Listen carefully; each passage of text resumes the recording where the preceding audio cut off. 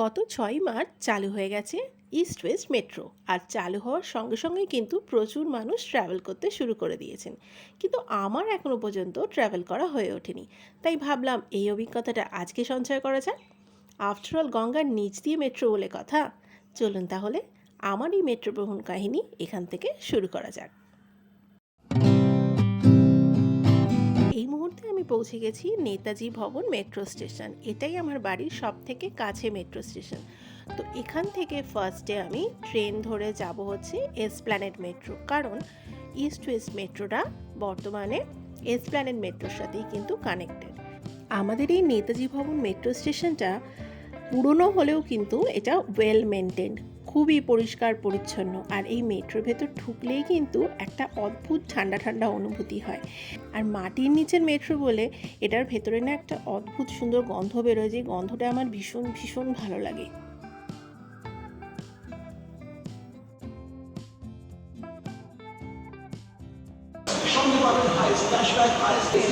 ভদ্র ছেলে হয়ে আছে সাইকেল।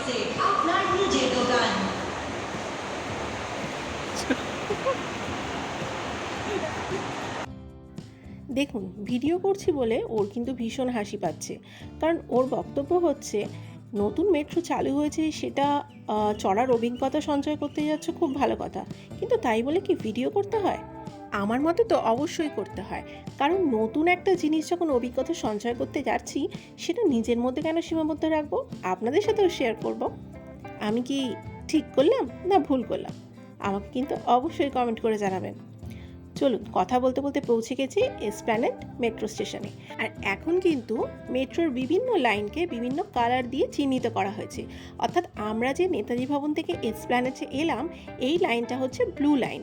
আর এখন যে আমরা ইস্ট ওয়েস্ট মেট্রো ধরতে যাব, এটা হবে গ্রিন লাইন। আর এই যে আমরা গ্রিন লাইনের প্ল্যাটফর্মে কিন্তু চলে এসেছি। প্ল্যাটফর্মের যে ডেকোরেশনটা অপূর্ব সুন্দর, আপনাদের দেখালাম। আর এখান থেকে যেহেতু এটা মাটির অনেকটা নিচে, তাই অনেকটা নিচে নেমে কিন্তু আমাদেরকে প্ল্যাটফর্মে যেতে হবে।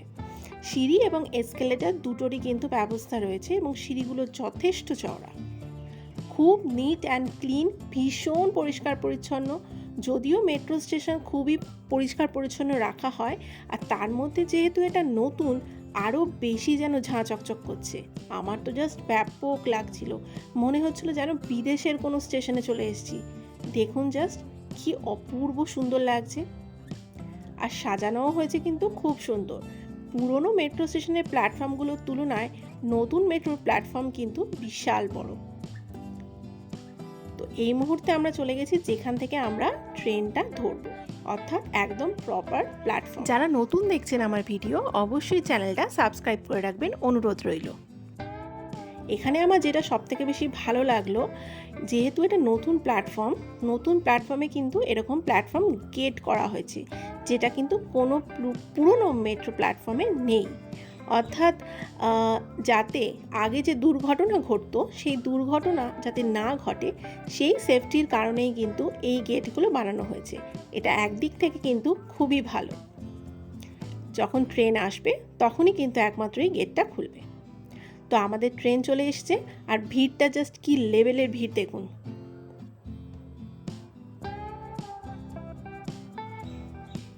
কোনো রকম ঠেলাঠেলি করে কিন্তু আমাদেরকে উঠতে হয়েছে।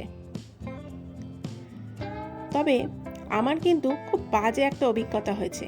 কী অভিজ্ঞতা সেটা তো বলবো আপনাদের সাথে। তার আগে ভেতরে ঢুকে একটু সিটে বসার চেষ্টা করি, দাঁড়ান। মেট্রোর ভেতরের লুকটাও কিন্তু জাস্ট এক পলকে দারুণ লাগলো। এমনিতেই মেট্রো জিনিসটা সবার কাছে খুবই প্রিয় এবং খুবই সময় সাশ্রয়ী, কিন্তু তার সাথে মেট্রোর লুকটাও কিন্তু মানুষের খুব মন কেড়ে নেয়।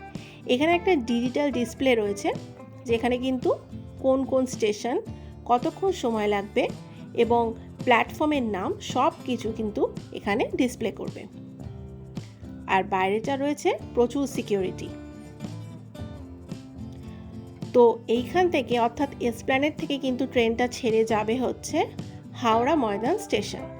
মাত্র দুটো স্টেশনের ব্যবধান রয়েছে, তাই এখানে কিন্তু ট্রেনটা বেশ কিছুক্ষণ দাঁড়িয়ে রয়েছে, তারপর কিন্তু ট্রেনটা ছাড়বে। যাই হোক, আমার খারাপ অভিজ্ঞতাটা আপনাদের একটু বলি। আমরা যারা কলকাতার মানুষ, তারা তো মানে আমি আমার কথাই বলি, ছোটোবেলা থেকেই আমরা মেট্রোয়ে যাতায়াত করছি।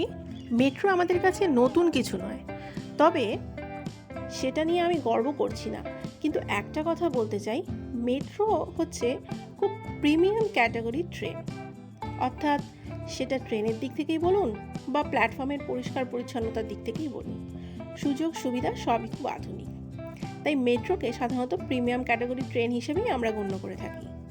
তাই সেখানে যে সমস্ত মানুষেরা যাতায়াত করে, ডেলি প্যাসেঞ্জারই বলুন আর মাঝে মাঝেই বলুন, প্রত্যেকেই কিন্তু জানে যে মেট্রোতে কিভাবে ওঠানামা করতে হয় এবং মেট্রোর প্ল্যাটফর্মটাও কিভাবে মেনটেন রাখতে হয়। কিন্তু এখানে এসে আমি একটা জিনিস প্রথমে লক্ষ্য করলাম যে মেট্রোতে নর্মাল যাত্রী সংখ্যার চেয়ে কিন্তু ব্লগারদের সংখ্যা কিংবা বাকি যারা জাস্ট ট্রাভেল এক্সপিরিয়েন্স নিতে এসছে এরকম মানুষের সংখ্যাই কিন্তু বেশি।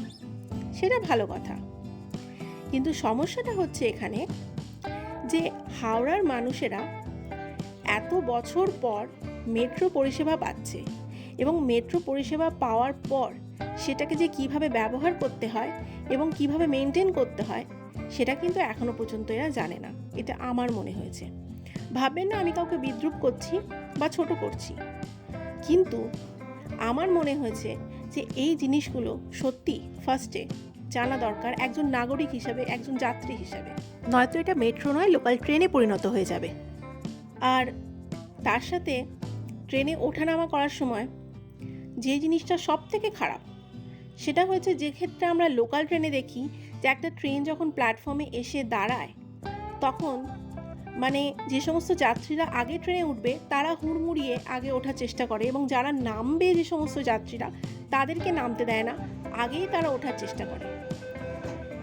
মেট্রো কিন্তু লোকাল ট্রেন নয়, তাই মেট্রোর ক্ষেত্রে এই জিনিসটা খুবই অশোভনীয়। আমি কিন্তু সেটাই দেখলাম যে বেশিরভাগ যাত্রী কিন্তু সেটাই করছে, যারা নামছে তাদেরকে নামতে না দিয়ে তাদেরকে ঠেলে ভেতরে ঢুকে যাচ্ছে। এটা কিন্তু এত বছরে মেট্রো চলার অভিজ্ঞতায় আমি খুব কম দেখেছি। এই জিনিসগুলো কিন্তু খুব বড় স্টেশন বলবো, মানে যে সমস্ত স্টেশনে খুব বেশি লোক যাতায়াত করে, ওঠানামা করে, সেসব স্টেশনের ক্ষেত্রে দেখা যায়, কিন্তু সব স্টেশনে নয়। কিন্তু এই স্টেশনে যথেষ্ট ফাঁকা থাকা সত্ত্বেও কিন্তু প্রচুর মানুষ এই ধরনের একটা কাজ করছে, যেটা খুবই আমার খারাপ লেগেছে। তো কোনো জিনিস তো পেলেই হলো না, সেই জিনিসটাকে ব্যবহার করতে এবং বজায় রাখতে শিখতে হয়। তো যাই হোক, মেট্রোয় উঠে পড়েছি।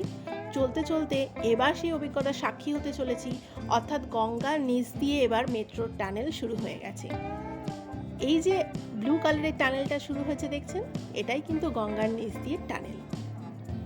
ভারতের ইতিহাসে কিন্তু এই প্রথম কোনো নদীর নিচ দিয়ে মেট্রো চলাচল করছে। ভারতবর্ষের যে কটি শহরে মেট্রো লাইন রয়েছে আজও পর্যন্ত কিন্তু কোথাও কোনো নদীর নিচ দিয়ে মেট্রো পরিষেবা কিন্তু চালু হয়নি। তাই বাঙালি হিসেবে কিন্তু খুবই গর্ববোধ হচ্ছে যে এমন ইঞ্জিনিয়ারিং কারিগরি কিন্তু আমাদের কলকাতায় কিংবা হাওড়ায় যাই বলুন প্রথম কিন্তু এই পরিষেবা চালু হয়েছে এবং আগামী দিন হয়তো ভারতবর্ষের অন্যান্য শহরেও এই পরিষেবা চালু হবে। কেমন লাগছে ভিডিওটা? যদি একটুও ভালো লাগে প্লিজ ভিডিওটা একটা লাইক করে শেয়ার করে দেবেন। আমার ছেলে কিন্তু মেট্রো চড়ার একেবারে পোকা, ভীষণ ভালোবাসে মেট্রো চড়তে। আর ও কিন্তু একটা দারুণ প্রশ্ন করেছে যে গঙ্গার নিচে যে মেট্রোটা গেল, আমরা তো কোনো মাছ, কুমির, জল কিছুই দেখতে পেলাম না। তো সত্যি যদি এগুলো দেখা যেত, ছোট থেকে বড় আমরা সবাই খুব মজা পেতাম। আর রেলের ইঞ্জিনিয়ারদের কাছে কিন্তু আমার এটা অনুরোধ রইল। পৌঁছে গেছি এবারে হাওড়া ময়দান স্টেশনে।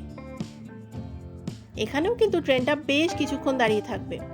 আর ওই যে এতক্ষণ আপনাকে অভিজ্ঞতাটা শেয়ার করলাম, এখানে দেখুন জাস্ট কি অবস্থা এখানে চলছে, মানুষ কীরকম ধাক্কাধাক্কি করে ট্রেনে উঠছে। যাই হোক, এবারে আমরা প্ল্যাটফর্মের বাইরে বেরোবো। প্ল্যাটফর্মের বাইরে বেরোনোর জন্য কোনো এক্সকেলেটর বা সিঁড়ির প্রয়োজন নেই, এখানে লিফট রয়েছে। ছোট থেকে বড় প্রত্যেকেই লিফট ব্যবহার করতে পারবেন। অন্য পুরনো মেট্রো স্টেশনে কিন্তু লিফট ব্যবহার করার কোনো পরিষেবা নেই, কিন্তু এখানে লিফট আপনারা ব্যবহার করতে পারবেন। আমরা দাঁড়িয়ে রয়েছি, আমাদের লিফট চলে এসেছে। এবার লিফটে করে সোজা প্ল্যাটফর্ম থেকে ওপরে উঠে যাব। লিফটটাও কিন্তু দারুণ দারুণ, মানে একবারে 5 স্টার হোটেলে যে ধরনের লিফট দেখা যায় ঠিক সেই ক্যাটাগরির সেই সুন্দর লিফটগুলো। সবশেষে হাওড়াবাসীদের কাছে আমার একটাই অনুরোধ রইল, এই প্রিমিয়াম ক্যাটাগরির ট্রেনটাকে খুব সুন্দরভাবে খুব ভালোভাবে ব্যবহার করতে শিখুন এবং বজায় রাখতে বা মেনটেন করতে শিখুন। এবারে এখান থেকে প্ল্যাটফর্মের বাইরে চলে আসব। তার আগে আপনাদেরকে দেখাই এই যে গোটা মেট্রোর পরিকল্পনাটা, অর্থাৎ এই ইঞ্জিনিয়ারিং যে প্ল্যানটা, সেটারই কিন্তু একটা রেপ্লিকা এখানে বানানো রয়েছে।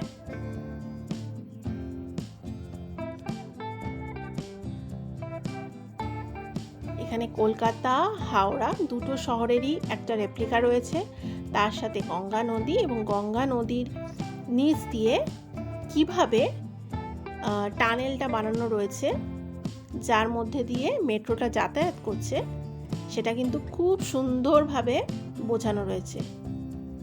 তবে এই জায়গাটা দেখতে দেখতে কিন্তু আমার পাশাপাশি যারা দেখছিলেন তারা কিন্তু আরও বড় সব ইঞ্জিনিয়ার, তারা তো আরও নানান রকম মতামত দিচ্ছিলেন যে না, গঙ্গার নিচ দিয়ে নয়, গঙ্গার পাশ দিয়ে হয়তো টানেলটা যাচ্ছে। জানি না, আমি কারো সম্পর্কে কোনো মন্তব্য করতে চাই না। তবে আমরা যে পরিষেবাটা পেয়েছি বা এত সুন্দর একটা জিনিসকে আমার মনে হয় সম্মান জানানো উচিত।